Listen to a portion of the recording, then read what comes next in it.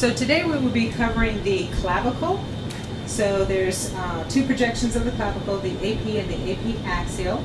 So I'm working from the outside in. I have my book open to clavicle. I have my technique already set up, my KV and my mass based on the measurement in the technique book, but I will be adjusting once I measure my patient. I have it on wall bucky because clavicles are typically done in the erect position. And I have one image receptor already in the wall bucky and then one here behind the control panel. So I'm ready with that. I am going to grab my gloves and I'm going to cover my exposure buttons with paper towels or something to keep as a barrier. I will check my requisition and ensure that it is the clavicle that I'm doing, which side that I'm doing, so that I can verify with my patient. Hello, ma'am. Hi, we're going to be taking some pictures of your clavicle, so if you could just come and walk right on over here to this board. Now when you're doing the clavicle, you want to ensure that your patient doesn't have any artifacts, so any necklaces, anything metal that may be in her area of her clavicle would need to be removed. I see you have a necklace on there. Can you just go ahead and slip that off for me and we can put that on the table, and that way we can put it right back on as soon as we get done. So this is a 40-inch SID with a perpendicular beam. I have the 8x10 in here crosswise. I already have my calipers that are here by my shield. So if you could just put your left shoulder right here back behind this, just flat up against the board there, straight, flat, just like that. All right, now our center ray is going to be mid-clavicular area, so I would just slightly palpate her clavicle. I'm just going to raise this up here in front of you.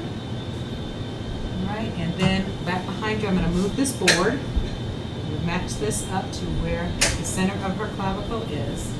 Okay. I've already placed my marker, and you see that it's in clean light, so it is going to be out of her pertinent anatomy. And I can collimate down a little bit head to toe. Now, it doesn't matter how you have her arm position. It does not have to be palm out or in, because we're only looking at your clavicle from your SC joints over to your AC joints. So make sure that your light is hitting from mid-manubrium all the way out to mid-humerus. I'm going to have my patient turn and look her head that way for radiation protection. And now I'm just going to get a measurement right through this central ray location. To keep my finger on there so I don't lose that.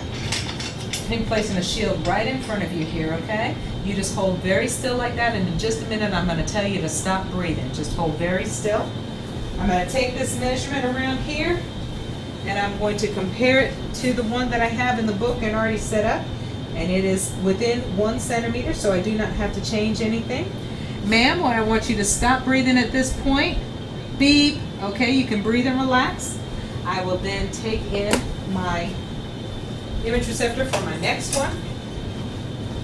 Just stay just like that. That's perfect. I'm just going to be moving around my x-ray tube here. So I'm going to remove the exposed plate and put in the new one. Now this is going to be a 10 to 15 degree cephalic angle. So I'm adding 2, so that's going from 90 to about 100. I'll lower this down. I'm going to reassess my mid-clavicular area, and then I'm going to adjust once again, coming up behind you. Okay. Now this one we do not have to do the tape measure, because as I've stated, with the wall bucky, you have to either be at a 40 or a 72-inch SID in order for it to make its exposure. So we cannot pull it out and do the angle. We will leave it the way it is.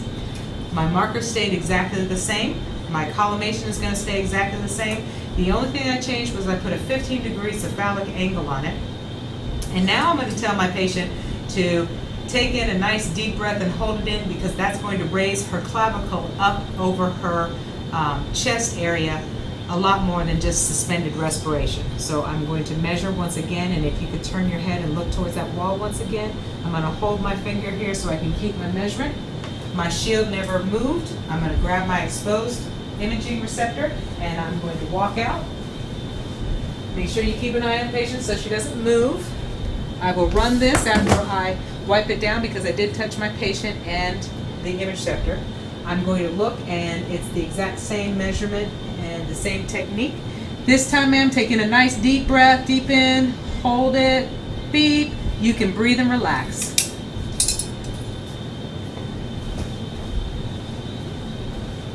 Okay. If you would like to have a seat right over there where you were, I need to check these images and make sure that they look okay before I release you.